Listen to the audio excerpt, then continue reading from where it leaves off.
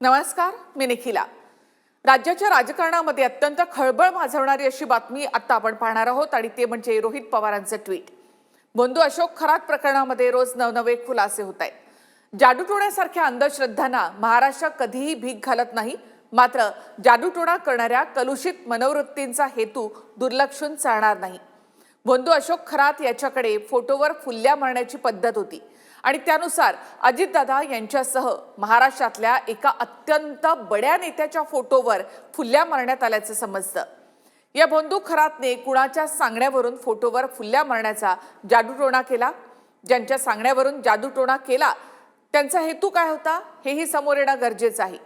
Doctor Narendra Dabholkar यांच्या महाराष्ट्रामध्ये कर्तृत्वापेक्षा आणि जनतेच्या कामांपेक्षा असल्या बंधुगिरीवर विश्वास ठेवला जात असेल तर पुढच्या पिढीला काय संदेश जाणार आहे? हे प्रकरण जेवढं भयावह आहे तेवढंच महाराष्ट्राच्या भविष्याला देखील घातक आहे। त्यामुळे या बंधुबाबाच्या माध्यमातून जादूटोणा करणाऱ्या अंधभक्तांचे चेहरे समोर यायलाच हवेत, असं खळबळजनक ट्विट रोहित पवारांनी केलंय। थेट त्यांनी अशोक खरातने बड्या नेत्याच्या नावावर आणि फोटोवर फुल्ल्या मारण्याकडे लक्ष वेधलेलं आहे। बंधू खरात याच्याशी राष्ट्रवादीतल्या नेत्यांची असलेली जवळीक पाहता रोहित पवार यांनी काही शंका उपस्थित केल्यात। त्यात दादांचा अपघात नसून तो घातपातच यावर रोहित पवार ठाम आहेत आणि आता त्यांनी अशोक खरातने दादांच्या फोटोवर मारलेल्या फुल्लीवरून शंका उपस्थित केली। त्याचबरोबर आणखी एका बड्या नेत्याच्या फोटोवर फुल्ली मारल्याचा दावा रोहित पवार करतायत। आता महाराष्ट्रामधला तो बडा नेता कोण ज्याच्या फोटोवर फुल्ली मारण्यात आली असा दावा रोहित पवार करतायत। रोहित पवारांच्या या दाव्यानं राजकीय वर्तुळामध्ये खळबळ माजली। खरं तर काही दिवसांपूर्वी रोहित पवारांनी दादांच्या सहयोग सोसायटी बाहेर केलेल्या जादूटोण्याविषयी देखील एक ट्विट केलं होतं।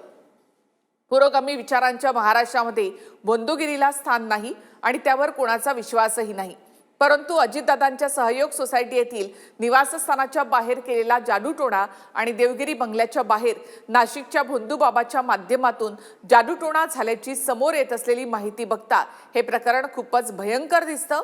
नाशिकच्या बंधुबाबाने हा जादूटोणा केला तर मग या बंधुबाबाला बंधुगिरीची सुपारी देणारे राजकीय राक्षस कोण हे आधीच रोहित पवारांनी हे ट्विट केलं होतं आणि आज फोटोवर फुल्ली मारल्याचा दावा रोहित पवार यांनी केलाय। त्यामुळे एकूणच या बातमीनं राज्यामध्ये खळबळ माजली आहे। तो फोटो समोर येणार का? कुणाच्या नावावर आणखी फुल्ली मारण्यात आलेली आहे याची उत्सुकता असेल। अधिकाधिक माहिती तुमच्यापर्यंत पोहोचवण्याचा प्रयत्न करूया। धन्यवाद।